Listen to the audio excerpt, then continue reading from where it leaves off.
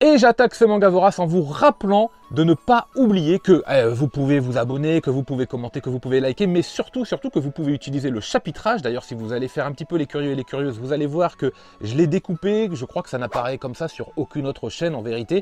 Donc surtout, régalez-vous, allez voir les rubriques qui vous intéressent dans l'ordre qui vous intéresse. Et on démarre tout de suite avec les news. Hop, non, stop, je vous l'avais dit, il est possible que de temps en temps, de nouvelles rubriques arrivent. Et justement, aujourd'hui, c'est le cas avec la rubrique Japanime. On va faire le focus sur l'animé que j'ai regardé, les 2 premiers épisodes de Solo Leveling, dont je n'ai lu aucune page du webtoon. J'allais dire manga, mais attention s'il vous plaît. Allez, ce coup-ci, c'est parti pour les news.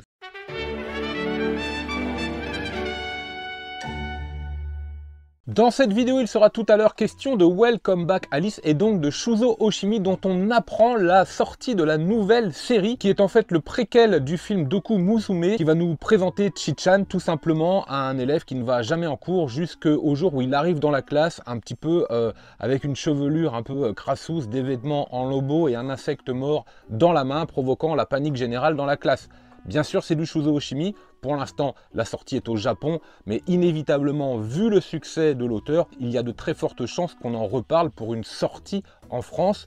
Donc affaire à suivre. Petite annonce de sortie mercredi dernier chez Meian avec le titre qui reprend un petit peu le nom du film d'ailleurs de Doraemon, Stand by Me Kakuemon, où vous allez retrouver Kakuo, auteur de manga qui part à la capitale pour réaliser son rêve. Seulement il s'embourbe un petit peu dans le métier d'assistant, il n'y arrive pas et en plus il doit subir la présence chez lui dans son appartement d'un vieillard qui se dit être son lui du futur et qui l'incite à ne pas réaliser son rêve jusqu'au jour où notre auteur obtient un prix, va alors commencer sa carrière de mangaka et aussi sa descente aux enfers. Le trait plutôt réaliste m'interpelle pas mal, donc affaire à suivre, les quelques visuels sont apparus. C'est clair que ce titre-là, je l'ai bien coché, il m'intéresse pas mal du tout. Petit clin d'œil et petit trait d'humour avec les éditions Château qui nous indiquent que nous procurer tout leur manga ne nous coûtera pas 25 000 €. C'est plutôt drôle comme image, c'est plutôt drôle comme humour. Du coup, je me suis demandé quel éditeur nous coûterait 25 000 € si on achetait tout le catalogue, toute leur collection, et mon regard se penche inévitablement vers Kana, sûrement.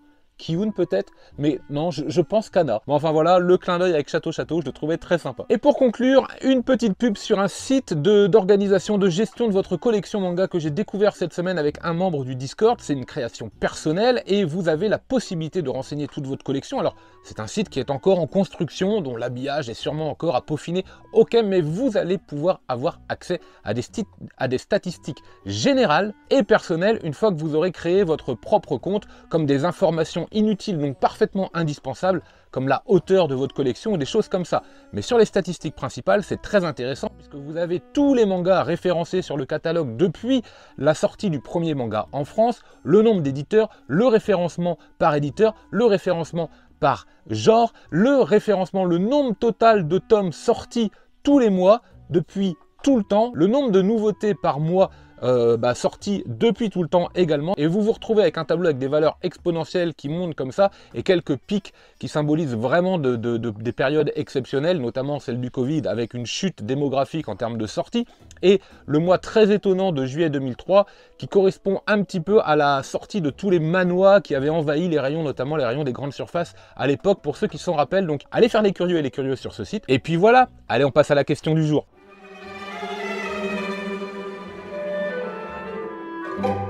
Petit rappel au passage, n'oubliez pas que vous pouvez me poser votre question dans les commentaires et je sélectionne l'une d'entre elles pour y répondre le mercredi suivant. Tout simplement, cette semaine, j'ai choisi la question de bouquin d'étoiles. Salut, merci d'avoir participé. Alors on va dire tout ça. Salut Authentique, j'adore ta nouvelle formule et les petits clips d'introduction.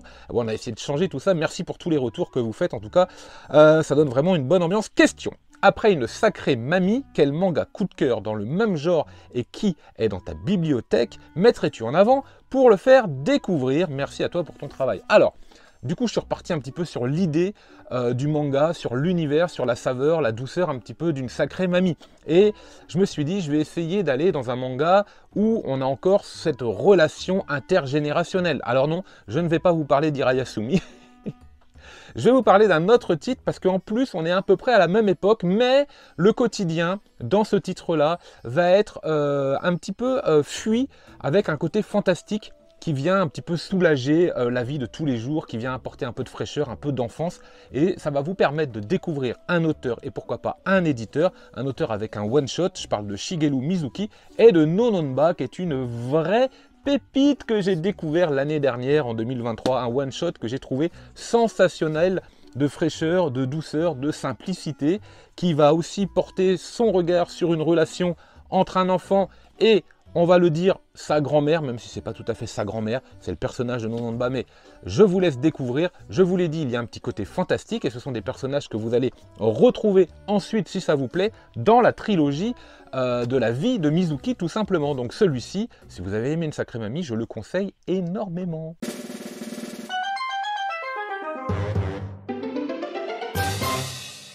Côté achat manga, cette semaine en vrac, vous avez le tome 4 de Hoshi dans le Jardin des Filles, le tome 4 de L'Habitant de l'Infini, le tome 4 d'Irayasumi, le one-shot Carnage du Junji Ito, et un manga qui avait complètement disparu de mes radars, dont d'ailleurs je n'ai jamais lu, mais qui a très bonne réputation, donc j'avais envie de le placer un petit peu, le tome 26 de World Trigger. A noter également la fin de Reversible Man, tome 6, la fin de Boss ou Crève, tome 6, et surtout, je me frotte les mains avec 13 nuits de vengeance, le tome 2, le titre de Kamimura.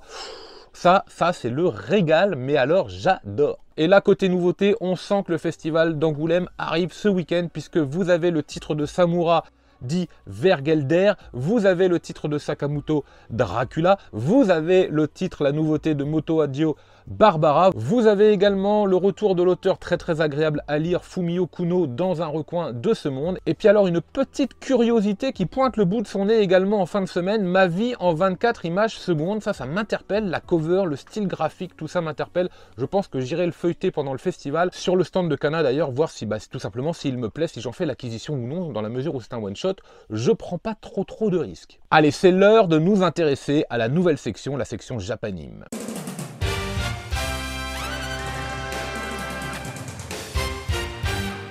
Alors des fois je suis têtu complètement, hein, ça c'est clair, et je n'ai jamais fait l'acquisition ni la lecture de Solo Leveling pour différentes raisons. Pas parce que c'est un webtoon, non, mais parce que c'est un webtoon qu'on retrouve au format papier, et je vous avoue que pour moi il y a un certain non-sens en fait là-dedans, puisque le format webtoon est du numérique, il est là finalement un petit peu pour préserver, pour pouvoir être accessible tout le temps sans avoir à faire une production papier d'un titre, et comme il a bien marché en numérique, on le retrouve au format papier. Je vous avoue que j'ai toujours un petit peu tiqué avec cette idée, mais passons. Donc l'arrivée de l'animé, c'était l'aubaine de découvrir un titre dont j'avais des fois entendu le plus grand bien et dont des fois on m'avait dit méfie-toi, c'est quand même pas terrible. Donc le premier épisode, je l'ai regardé, animation tout à fait correcte, avec un monde qui, c'est pas mal, on a l'impression d'avoir un petit peu d'Hunter x Hunter avec cette île et ces espèces de fourmis géantes qui débarquent. Que je vous explique, sur Terre, vous avez des espèces de pluies qui sont arrivées avec des grands monstres, et puis la création l'apparition d'espèces de trous, de donjons en fait, et dans le même temps des humains qui sont devenus des explorateurs, des aventuriers, des combattants, des magiciens, bref, vous vous retrouvez avec des compétences qui vous donnent une certaine catégorie à laquelle vous ne pouvez vous soustraire, et surtout vous ne pouvez plus progresser. Donc si vous êtes S, c'est nickel, si vous vous retrouvez classe E, c'est bien mais pas top, hein. Donc voilà, on a nos équipes d'exploration qui ont des missions en fonction de l'évaluation du donjon. Et évidemment, un jour, un groupe se retrouve avec notre personnage principal classé E qui manifestement ne sert pas à grand chose dans un donjon dont on n'a pas forcément beaucoup de problèmes. Ça nous place un petit peu le premier épisode qui est plutôt sympathique, et donc je me suis dit, allez hop, je regarde l'épisode 2. Alors là, l'épisode 2, il vous met une claque. On a l'impression d'être dans du Gantz, hein, tout simplement. Vous avez des monstres qui apparaissent, des ennemis géants qui rigolent pas. Vous sentez vraiment que les humains là-dedans, en plus, c'est pas forcément la meilleure des équipes, pour le coup, va se faire rétamer si elle réagit pas et si elle comprend pas vite ce qu'il faut faire. C'est là où je vous disais, ça fait vraiment référence à du Gantz. Et est-ce qu'ils vont réussir à sortir ou non de ce donjon Alors pourquoi ils rentrent dans les donjons? Parce qu'en fait, les monstres possèdent sur eux de la matière, des matériaux, des richesses, en fait, tout simplement. Donc c'est très intéressant, c'est très dangereux, mais c'est très lucratif d'y aller. Voilà. Comment ça continue? Je n'en sais rien, absolument rien, mais j'ai aimé. Et oui, j'ai vraiment envie de continuer mon aventure sur cet animé. Je trouve que c'est une très bonne réussite.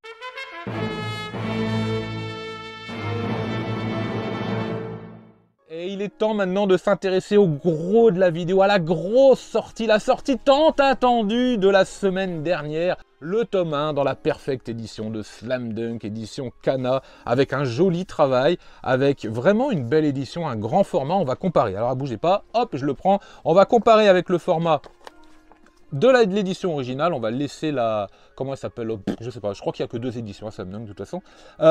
Donc voilà, vous voyez un petit peu l'idée. Et en termes de pages, en termes de quantité de pages et de chapitres, ça fait un manga plus 3 chapitres du tome 2. J'ai regardé, donc 3 chapitres, ça correspond à peu près à une 50aine de pages. Autrement dit, ça en plus sur l'ensemble du manga. Voilà, c'est tout à fait correct, même si on a envie d'en lire un peu plus. Mais enfin, il ne faudrait pas que le tome soit trop épais. Ça dénaturerait un peu le plaisir de lecture. Là, ça me convient parfaitement, avec énormément de petites surprises à l'intérieur. Vraiment une édition qualitative. Bon, vous avez un crayonné, vous avez le calque qui apparaît tout rouge ensuite. Alors, est-ce que ce sera comme ça à chaque tome? Très probablement. Là, il est tout rouge. Vous l'enlevez, vous avez Sakuraji derrière avec une jolie illustration papier glacé couleur. Quelques pages glacées couleur également. Ensuite, des pages couleur de l'époque en trichromie. Donc, il y en a beaucoup, beaucoup. Vous allez en retrouver également à l'intérieur du manga plus tard dans la lecture. Du papier glacé qui est plutôt épais, plutôt agréable à tourner. Certains se sont plaints de la rigidité du titre. Mais qu'est-ce qui se passe? Mais alors déjà oui et non, parce que c'est très correct. Et puis, je sais pas, c'est pas un argument ça. Enfin bref, Slam Dunk, il est là, il est enfin de retour. Et il était accompagné, j'ai eu du bol puisque je suis arrivé chez mon libraire au moment où le colis arrivait sur l'heure de midi. Voilà, je me suis dépêché d'aller, je le voulais. On me dit, bah non, il n'est pas encore arrivé. Je dis, mince, sérieux, j'ai pas de bol. Paf, le colis arrive et j'ai eu le droit en plus aux petits goodies, là, le panier, vous savez, les petits paniers NBA. Donc il y a la balle, et alors incroyable, vous avez même la seringue pour gonfler le ballon. Je ne l'ai pas encore fait, mais il y a des chances que vous le voyez dans le décor. Est-ce que j'ai vraiment besoin de vous inciter à vous procurer Slam Dunk si vous ne connaissez pas? Non. Non, c'est une erreur. Vous devez avoir Slam Dunk dans votre mangatech. Si vous aimez le shonen, si vous aimez les mangas, si vous aimez le sport, si vous aimez... je sais pas, moi je vous l'ai dit, c'est responsable de tout ce qui se trouve autour de moi. Donc à un moment, j'ai pas besoin d'en dire plus. C'est drôle, c'est rythmé, c'est émouvant. Le film était sensationnel. C'est vraiment atypique avec des personnages qui sont bien construits, dont on voit déjà les traits, le background apparaître dès les premières pages, même si Sakuraji, il peut rendre un boîtier fou en fait, il peut rendre un boîtier zinzin dès le départ, parce qu'il y a un petit côté furio, slice of life, vide lycéen, je m'en foutiste à souhait, et puis on va basculer petit à petit dans quelque chose de plus sérieux, de plus raisonné, de plus approfondi, de plus passionnel, où on va s'investir parce qu'on a trouvé quelque chose à faire. C'est un petit peu ça, Sakuraji, c'est ça en fait, c'est celui qui faisait rien et qui glandouillait à chercher des histoires et faire des bêtises, et puis il trouve en fait une motivation.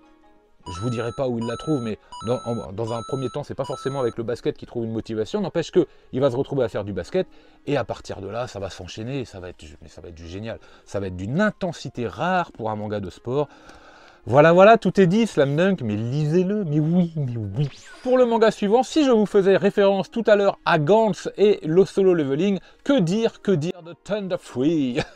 J'ai un accent incroyable, avec ces 3 collégiens lycéens qui vont se retrouver dans un monde parallèle dans lequel en fait c'est retrouver la petite sœur de l'un de nos 3 héros, et ils essayent de la rechercher, sauf que en fait, c'est très drôle parce que vous allez avoir un style au départ qui va vous faire penser à Ranking of Kings, c'est-à-dire quelque chose de très minimaliste, de dessin animé d'une autre époque en fait, et ces personnages-là, d'un seul coup, vont basculer véritablement dans un monde réaliste, photoréaliste. Je vous ai dit, c'est du Gantz, hein, mais vraiment, on retrouve, d'ailleurs, il faudrait que j'aille regarder un petit peu l'auteur s'il n'a pas été assistant, parce que c'est juste impossible, c'est incroyable comment ça y ressemble, même le chara-design, mais moi j'ai adoré ce clin d'œil, ou ce respect, ou cette, voilà, si c'était un assistant, à la limite, on comprend mieux. Mais du coup, ce qui est amusant, c'est de voir le regard des personnages, des humains, dans le monde réaliste, qui découvrent en fait ces petits personnages. On dit, ah, regarde, des personnages d'animé, mais ça c'est marrant, comment ils font et tout ça. C'est excellent, sachant que ce sont des mondes parallèles. Donc, les humains qui existent dans le premier monde existent aussi dans le second monde. Et alors, vous avez la présence d'extraterrestres, des extraterrestres qui n'ont pas l'air si agréables que ça, mais là, pour l'instant, on n'en sait pas trop, mais ça sent le pâté, c'est clair. Et chose tout à fait étonnante, petite astuce, ces personnages de dessin animé dans le monde réaliste sont quasiment imbattable, mais imbattable. Donc c'est plutôt bien amené. La question est, vont-ils retrouver la petite sœur? On ne sait pas trop comment ça va évoluer, mais le premier tome m'a accroché à la lecture, j'ai tout lu d'une traite, j'avais envie de le relire même parce que ça se lit assez vite. Hein. Quand je vous dis que c'est un parallèle avec Gantz, ça l'est aussi dans la durée de lecture. Mais c'est très sympa, donc je vous recommande encore plus le titre si vous aimez Gantz, parce que là vous allez surkiffer, c'est obligé. Mais Thunderfree est une jolie petite découverte de 2024. Hein. On va conclure ce focus et ce manga vorace avec la nouveauté de Shuzo Oshimi, donc Welcome Back Alice. Quel drôle de manga, mais vraiment quel drôle de manga. Shuzo Oshimi joue avec les codes, Shuzo Oshimi joue avec le lecteur, Shuzo Oshimi nous rend addictifs à la lecture, nous faisant naître des sentiments un petit peu de voyeurisme, parce que ces lectures sont relativement dérangeantes de façon générale, mais on y retourne et on reste accroché à la lecture. Alors ça se lit vite, ça se lit encore plus vite qu'un Gantz, vous imaginez, mais mine de rien, on y va, on lit, et c'est pas désagréable à la lecture, alors que les propos, que les scènes sont extrêmement parfois dérangeantes, un petit peu perverses, un petit peu malsaines. On sent que l'auteur joue avec nous d'un air de dire voilà, je viens de faire ça, qu'est-ce que t'en penses toi, le lecteur, hein? Tu continues de regarder les pages, tu continues de tourner, donc t'aimes bien.